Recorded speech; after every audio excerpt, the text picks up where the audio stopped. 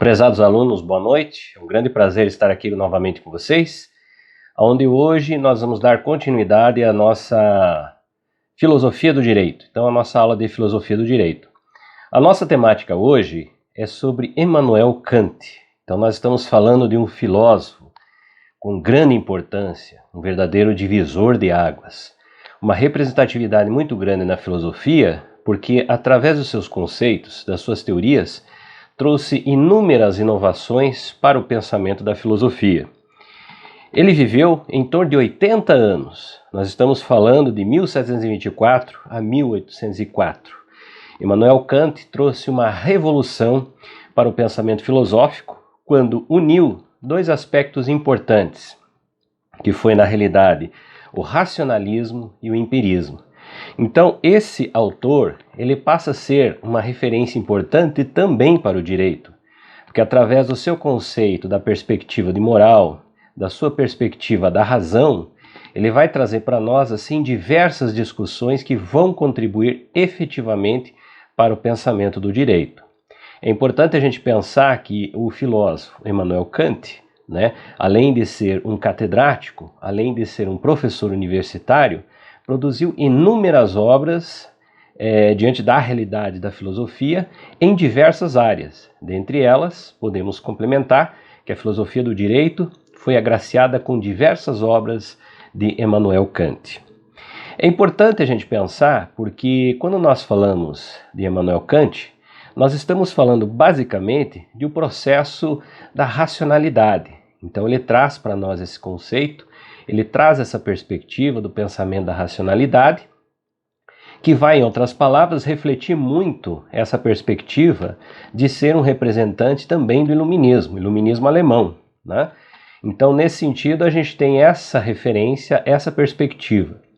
Um dos aspectos importantes que a gente pode pensar também, relacionado a Immanuel Kant, é quando ele faz uma análise muito profunda dentro da perspectiva do que foi o período anterior, o período do feudalismo, da Idade Média, onde você vai encontrar uma série de perspectivas dentro de um contexto social que é, em outras palavras, vista como uma perspectiva irracional.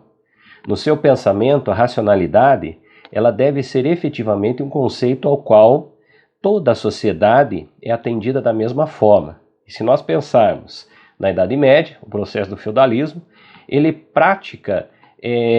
traz essa prática, na realidade, de uma irracionalidade, ou seja, das diferenças sociais. O que era uma lei para o senhor feudal não era a mesma lei, por exemplo, para os camponeses. Então aí você tem uma diferença muito grande, que em outras palavras, vai trazer essa perspectiva que ele traz para nós. Então alguns conceitos importantes aqui.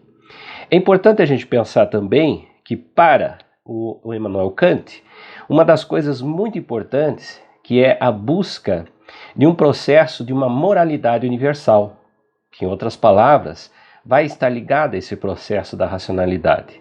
Que é importante a gente pensar, por exemplo, que essa característica que ele traz para nós sobre a racionalidade e o empirismo, que são os dois aspectos que ele junta e traz dentro da sua perspectiva, que seria a ideia do conhecimento. Então, para Immanuel Kant, o conhecimento se produz através da racionalidade e do empirismo, o que em outros períodos históricos, visto como outros filósofos, era visto de forma separadamente. Então, em outras palavras, é importante a gente pensar que esse critério apresentado por Kant é inovador, é um aspecto que vai, em outras palavras, revolucionar, porque toda a sua teoria ela vai estar voltada principalmente a essa perspectiva da experiência e, ao mesmo tempo, do processo da racionalidade.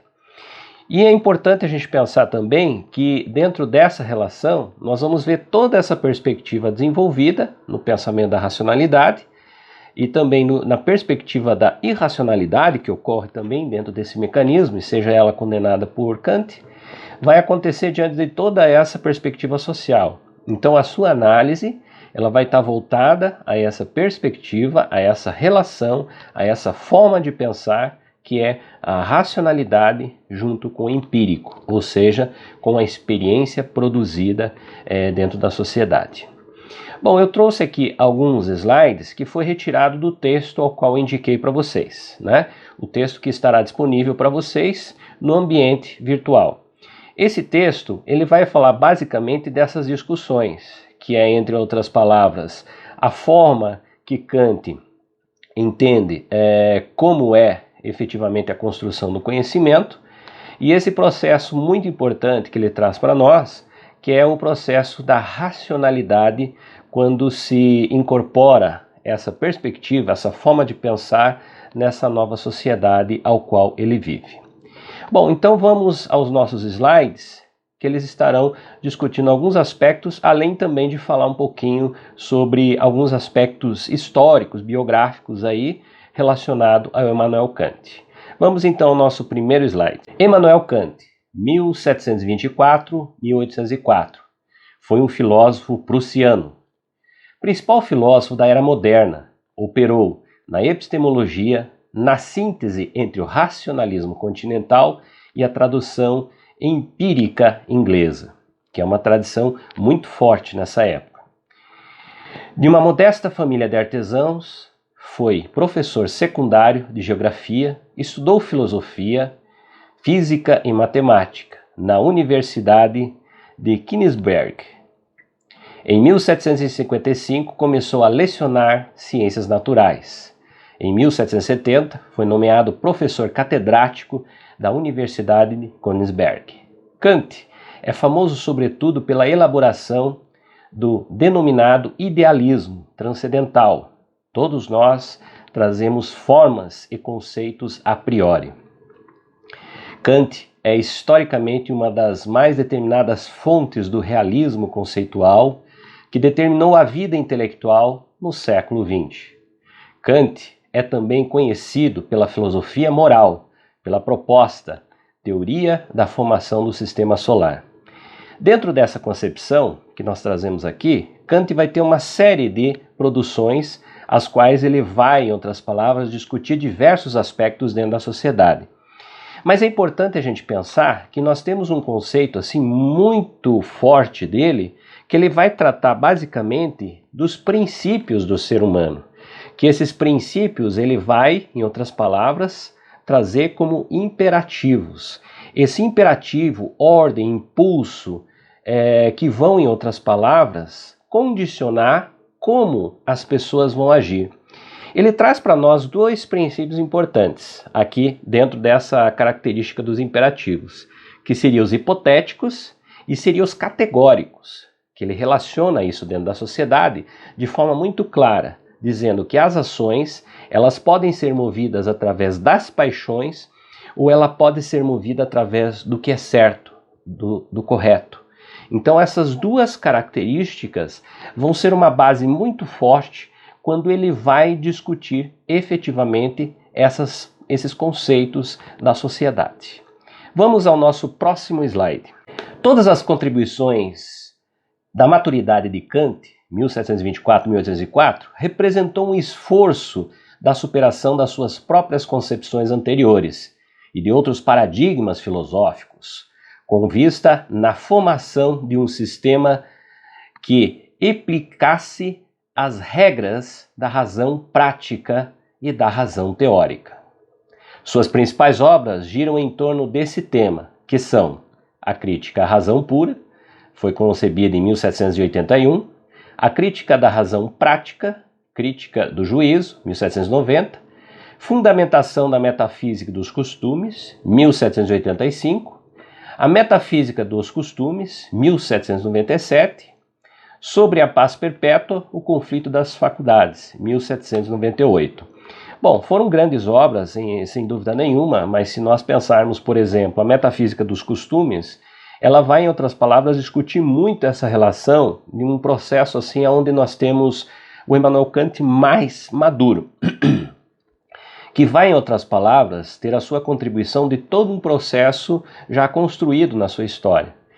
Não diferente de outros autores, se a gente pensar as características do Immanuel Kant, ele vai ser relacionado principalmente a essa ideia de um jovem Kant e de um Immanuel Kant mais maduro, ou seja, onde ele consegue estabelecer critérios e evoluir muito na sua forma de pensar, avançando muito dentro dos seus conceitos.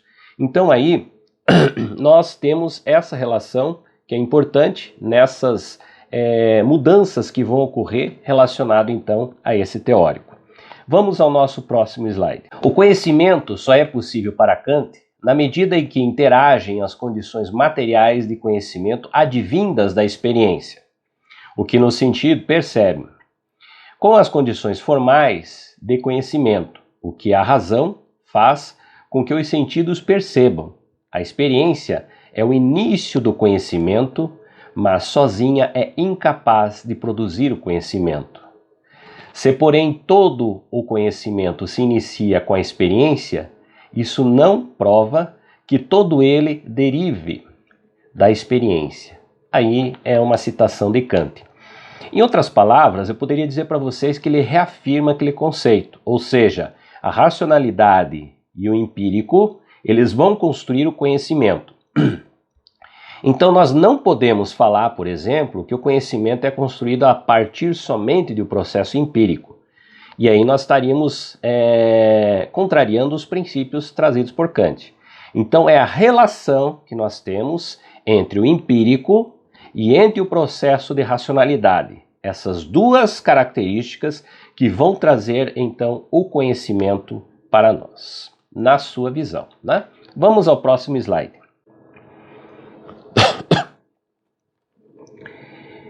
A teoria kantiana do conhecimento informa que os objetos são contaminados pela razão humana.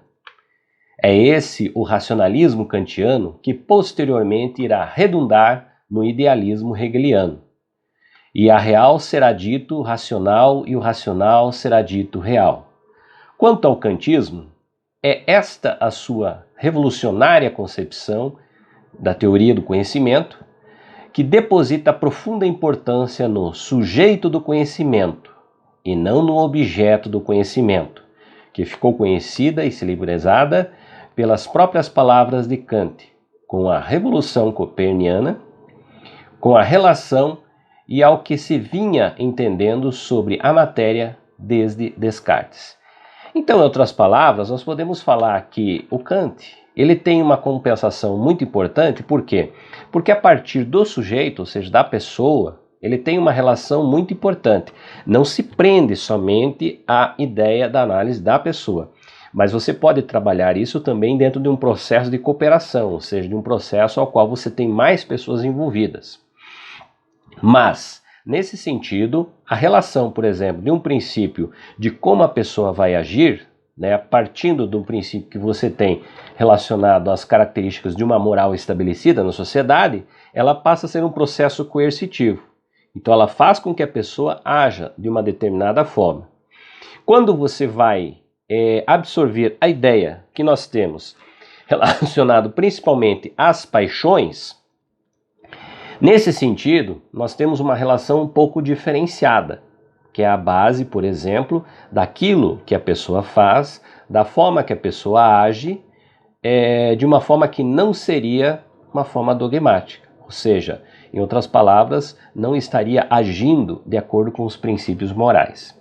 Então, dessa forma, a gente pode perceber que essas duas características estariam presentes na sociedade quando as pessoas vão agir de uma forma específica.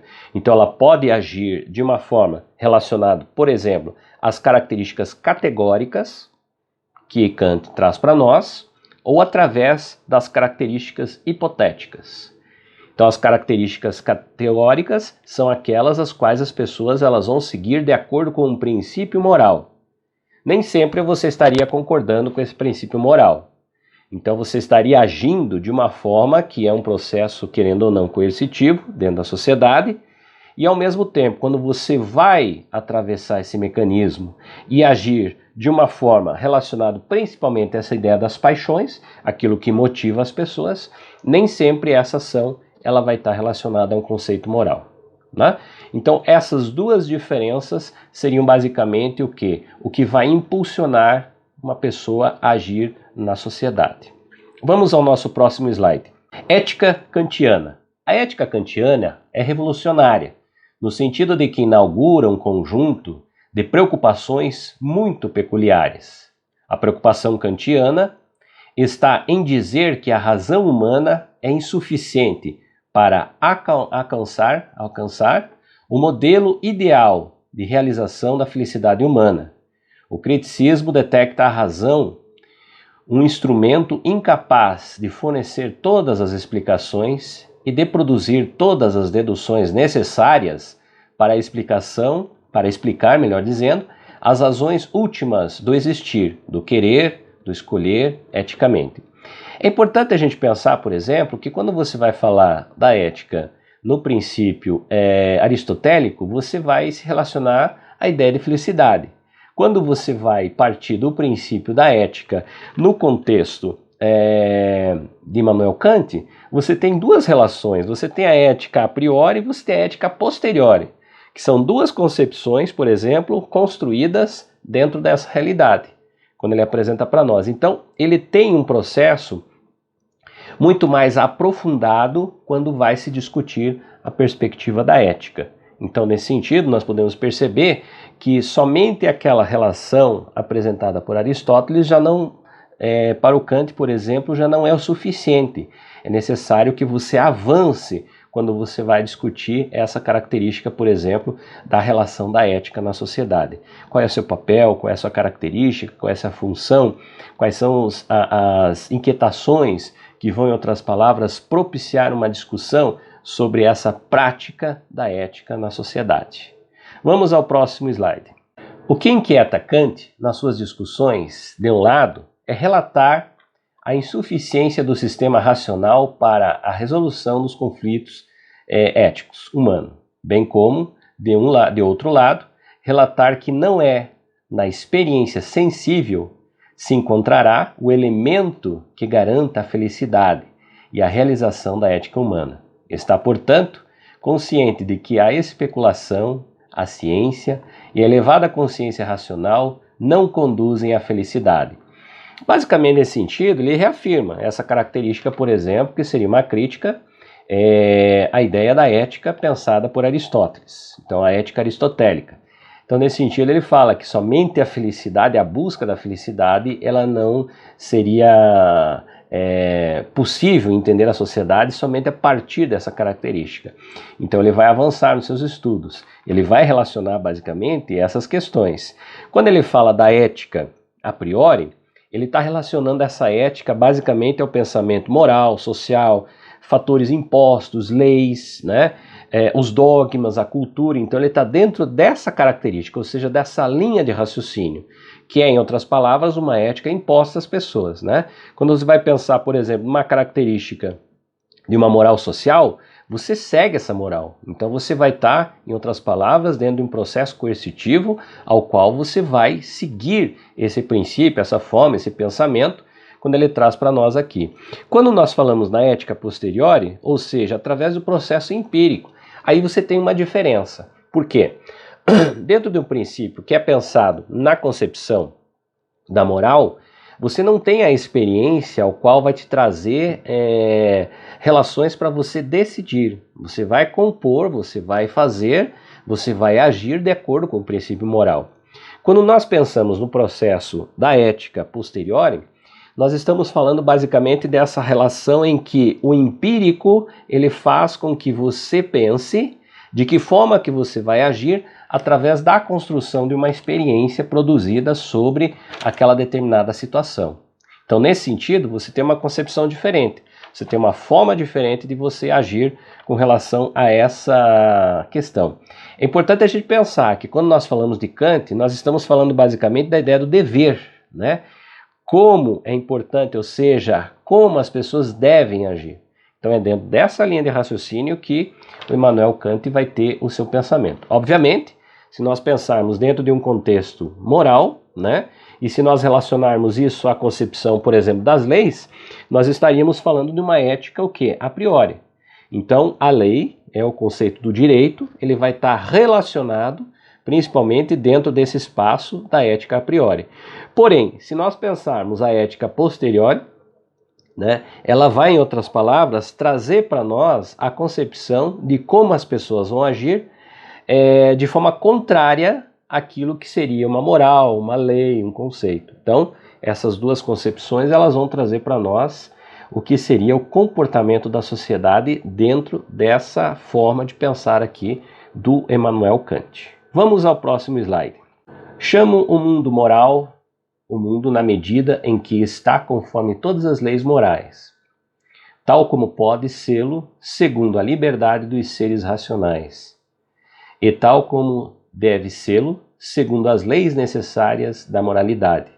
O mundo é assim, pensando apenas como um mundo inteligível, pois nele se faz abstração de todas as condições ou fins da moralidade, mesmo de todos os obstáculos que esta pode encontrar, fraquezas ou corrupção da natureza humana. Então essa é uma citação de Kant. Então nesse sentido o que nós temos, ele reafirma esses dois caminhos. Então quando nós falamos da racionalidade, nós falamos do processo empírico, é diante dessa concepção que você vai ver que o conhecimento efetivamente vai ser produzido nessa sociedade. E as formas de comportamento, elas vão, em outras palavras, dar a sequência diante desse contexto aos quais nós estamos discutindo dentro dessa característica aqui que Kant traz para nós. Então nós não podemos deixar de lado que aonde nós falamos em conhecimento, nós estamos relacionando essas duas características, que seria a racionalidade e o empirismo. Então nós não podemos esquecer disso, que esse é um dos princípios básicos aqui quando Kant vai trazer para nós essas discussões relacionadas, por exemplo, ao comportamento da sociedade. E ao mesmo tempo, né, nós precisamos entender também que todas as suas discussões elas estão relacionadas principalmente a essa ideia do dever, né? Como as pessoas devem se comportar, como as pessoas devem agir, então dentro da sociedade. Então está dentro desses princípios aqui aos quais, para nós, por exemplo, são importantes, né? Mas o próximo slide, então, ele fala para nós o seguinte: o agir jurídico pressupõe outros fins, outras metas, outras necessidades interiores e exteriores para que se realize. Não se realiza uma ação conforme a lei positiva somente porque se trata de uma lei positiva. Podem-se encontrar ações conforme a lei positiva que tenham inúmeros móveis: temor da sanção, desejo de manter-se afastado, de repreensão, prevenção de desgastes inúteis e da penalização das autoridades públicas, medo de escândalo, entre outros, né? Aí vai a grande diferença entre moralidade, juridicidade da ação, de uma ação. Ademais, a moralidade pressupõe autonomia, liberdade, dever, autoconvencimento. A juridicidade pressupõe a coercitividade. Então são as duas diferenças que nós temos aí. Obviamente, se nós pensarmos, por exemplo, nessa relação ao qual ele traz para nós sobre o princípio, né, da concepção jurídica, ela vai estar diante desse processo ao qual nós trouxemos aqui, que é dentro da relação da ética a priori. Ou seja, ela vai estar dentro desse universo, que seria um processo coercitivo, que seria as leis, as pessoas devem se comportar dessa forma. As pessoas, por exemplo, elas têm a relação de dogmas religiosos, ela tem a relação de processos culturais, aos quais essas pessoas devem agir dessa forma. Então, nesse sentido, tudo aquilo que se relaciona, voltado, por exemplo, à ideia de uma ética posteriori, ela vai estar distante dessa concepção. Então, obviamente, se nós pensarmos em uma sanção, obviamente ela vai estar muito mais próximo dessa concepção, né, da prática de uma ética posteriori, né? Vamos ao nosso próximo slide. O kantismo inaugurou uma nova fase das especulações éticas. Kant traz à ética o lugar da liberdade, da medida em que se instituiu seus preceitos de forte conotação deontológica, ou seja, do dever, do ser, e faz a liberdade residir na observância e na conformidade do agir com máxima do imperativo categórico. No lugar de mencionar na felicidade a finalidade do agir humano, faz residir no dever, e num dever que se insculpe como regra acroporística. racional, universal, a preocupação ética. Então, veja só, nós temos aí uma concepção que é, em outras palavras, essa relação, ou seja, as divisões que ocorrem aqui, né? A ideia a priorística que ele coloca para nós aqui, da regra a priorística, né? Então você está ali na concepção a priori e posteriori, que são essas duas relações que ele traz para nós, né? Então essa é uma concepção importante, né? Porque através dela você vai observar como essa ética se constrói, como essa relação com a sociedade se constrói, né?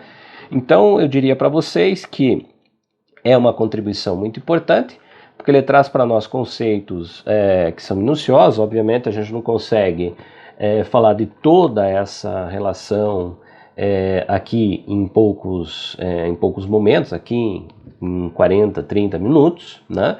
É muito mais que isso, mas para nós pensarmos, por exemplo, a sua relação com o direito, né, com a filosofia do direito, é baseado nessa característica, ou seja, da moral, da ética, né, da forma das pessoas agirem, o que seria a priori, o que seria posteriori, né, que seria então essas duas relações assim que nós trazemos como extremamente importantes para o pensar a filosofia apresentada por Immanuel Kant. Bom, então era mais ou menos isso que nós tínhamos aqui para conversar. Gostaria que você fizesse a leitura do texto também, né? E com o texto você vai observar que o que nós discutimos aqui, o que foi passado também nos slides, ele vai estar, em outras palavras, assim, mais minuciosamente apresentado no texto. A todos vocês, muito obrigado e agradeço também por estarem assistindo mais essa aula. A todos vocês, bons estudos!